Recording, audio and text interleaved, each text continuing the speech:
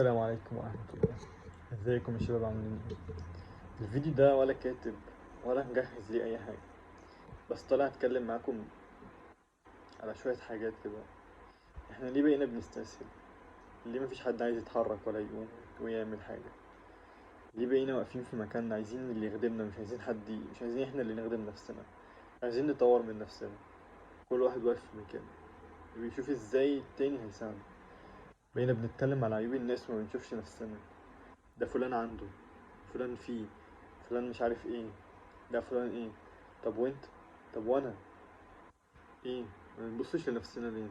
ما بنشوفش الغلطات اللي عندنا ليه؟ كلنا عندنا غلطات.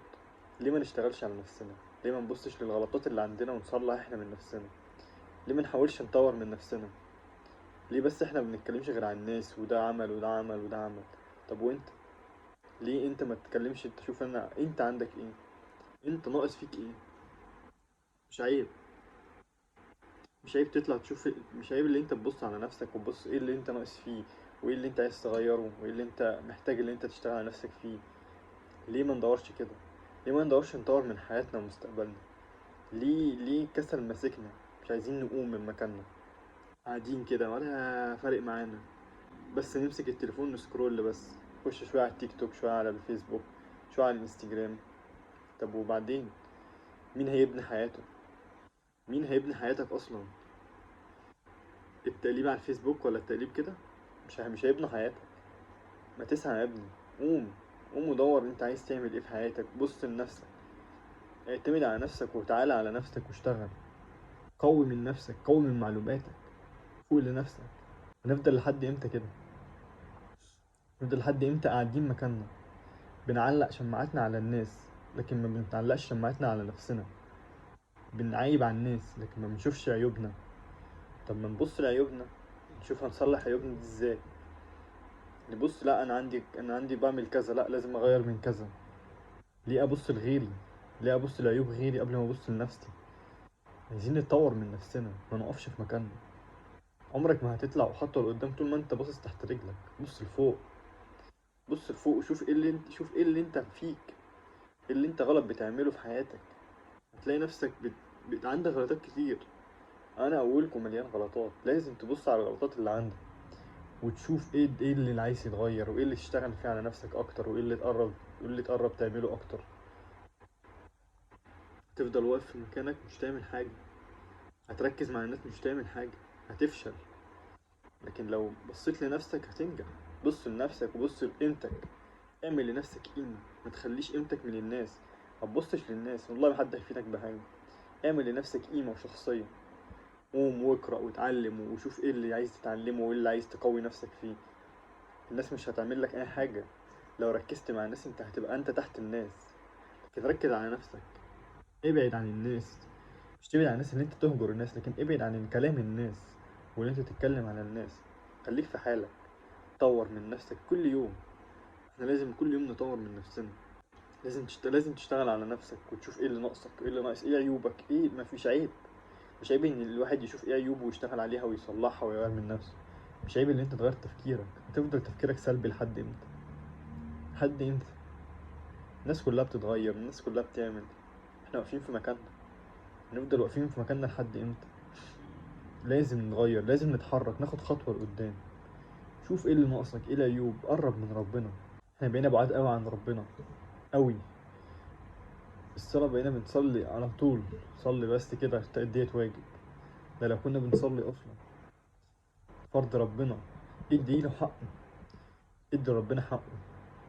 قرب من ربنا، هو اللي هينفعك. ركز على اللي انت تقرب من ربنا وتنجح في حياتك. احنا من غير ربنا ولا حاجة. لو اتلخمنا في الدنيا بس وسيبنا الآخرة وسيبنا اللي احنا ازاي نقرب من ربنا وازاي نبقى بنصلي كويس وازاي نقرأ القرآن صح وازاي نقول الأذكار، حياتنا هتتغير فعلا، هننجح. هو ده النجاح الحقيقي، اللي انت تقرب من ربنا واللي انت تبقى قريب من ربنا وكويس وبتتغير كل يوم وكل يوم تقرب لربنا اكتر. ده التغير الصح، ده اللي هينفعنا. لكن اي حاجة تانية مش تنفعنا. الناس مش تنفعنا. حتى لو نجحت في حياتك وبعدت عن ربنا فانت ده مش نجاح، ده اسمه نجاح وهمي. نجاح وهمي الشيطان هو اللي مصدرهولك. عشان ما تبقاش فاكر ان انت لازم تقرب من ربنا. ما تخليش الشيطان يضحك عليك، لا، انجح في حياتك بس انجح مع ربنا أول قبل ما تنجح في حياتك. اوعى تكون ناجح في حياتك وفرحان. لو انت ناجح في حياتك ومش ناجح مع ربنا وفرحان، فانت كده في مشكلة كبيرة. لازم تبقى بتصلي، ولازم تبقى بتقرأ ورد من القرآن كل يوم، ولازم تكون بتقول أذكار وتستغفر ربنا وبتسبح. لكن لو انت ناجح من غير ما تعمل اي حاجة وتقربك لربنا، فانت ايه اللي ضمنك اللي انت هتعيش؟ انت ممكن في اي وقت تموت. مش ممكن، ده اكيد، محدش هيعرف احنا هنموت امتى. بس انت هتموت ايه؟ على معصية ولا على طاعة؟ هتختار انهي طريق؟ بس ده مفيهاش خيارين، هما خيارين بس، مفيهاش تالت، يا جنة يا نار. ما تلخمش نفسك، ما تحطش نفسك في دايرة ان انا عايز انجح في الدنيا واتحرك ازاي اروح للشغلانة الفلانية وازاي اعمل الفلوس الفلانية. حلو، ده مطلوب اللي احنا نسعى فيه. بس اوعى نسعى في الحتة دي وننسى الهدف الحقيقي من الحياة. ننسى اللي احنا هدفنا نخش الجنة. ده الهدف من الحياة، مش اللي احنا نشتغل شغلانة كويسة. اه، ده اسمه سعي. اسمه سعي اللي احنا متطلبات الحياة. لكن احنا عبد، لازم نعبد ربنا على اكمل وجه. لكن مش هنفرق بين الحلال والحرام، وهنعمل عكس ما بنعمل. مش هنفرق بين الحلال والحرام، وهنبص وهنشتغل نبص بس نركز ازاي نجيب الفلوس دي وازاي نجيب العربية دي وازاي نجيب البيت ده. ده مش نجاح، ده اسمه فشل بصورة كويسة. انت ده مفهوش تقدم. انت بتتقدم في الدنيا، طب حلو. طب والاخرة عملنا ايه لاخرتنا؟ انت لازم كل يوم نقرب لربنا، لازم نبقى عاملين ورد لنفسنا نقرا في القرآن. لازم الصبح تبدأ بالقرآن عشان تنجح. هو ده النجاح الصح. كل حاجة هتيجي تحت رجلك، والله كل حاجة هتيجي بعد كده. انت لو نجحت في علاقتك مع ربنا، ربنا هييسر لك كل امورك كلها بلا استثناء. فلوس، شغل، اي حاجة انت عايزها، بس خليك صادق مع ربنا. قرب لربنا بجد. ادعي، ادعي كتير ربنا يثبتك ويتوب عليك ويبعد عنك اي حاجة وحشة. الحياة بتتعاش كده، عيشها مع ربنا. عيش حياتك مع ربنا، هتنجح وهتلاقي نفسك في احسن حال وهتلاقي الدنيا متيسرة لك. لكن هتبعد عن ربنا، هتلاقي نفسك مخنوق. مش هتلاقي عمرك حتى لو مبسوط، بس مش هتبقى مرتاح. مش هتلاقي لنفسك الراحة مش هتلاقي لنفسك في راحة في حياتك أو في أي حاجة أنت بتعملها. تلاقي نفسك متأيد، متقدر. طب ليه؟ حاول. لازم باب ربنا مفتوح في أي وقت. روح لربنا، هو هيدبر لك كل حاجة. اوعى تبعد عنه. ده ربنا بيسمعنا وبيحبنا. جرب انت تروح له. روح له، قلبك عايزه. عايزه اللي انت عايزه. ما تبقاش رايحين مش رايحين. ما تبقاش رايح وقلبك مش رايح، لا، رايح وقلبك مبسوط.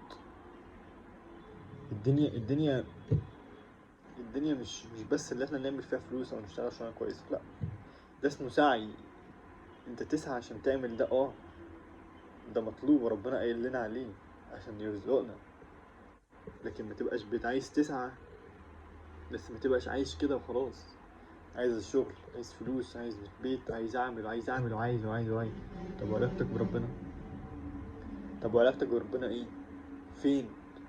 طب ما هو اللي هيعمل لنا كل ده، هو اللي هيجيب لك شغل كويس، هو اللي هيرزقك بفلوس، هو اللي هيعمل لك كل اللي انت عايزه. بس طول ما انت بعيد مش هتعمل اي حاجه. والله ما هتعمل اي حاجه. حتى لو عملت ده هتبقى مصيبه. لو انت بتعمل وحياتك كويسه وشغال كويس وكل حاجه كويسه وانت بعيد عن ربنا، فاعرف اللي انت في كارثه. اعرف اللي انت في كارثه، دي مش حاجه حلوه. والله ما حاجه حلوه. لو ما بتصليش ولا بتعمل اي حاجه وربنا فاتح عليك كل حاجه، انت تخاف على نفسك. والله تخاف على نفسك، ما تتبسطش.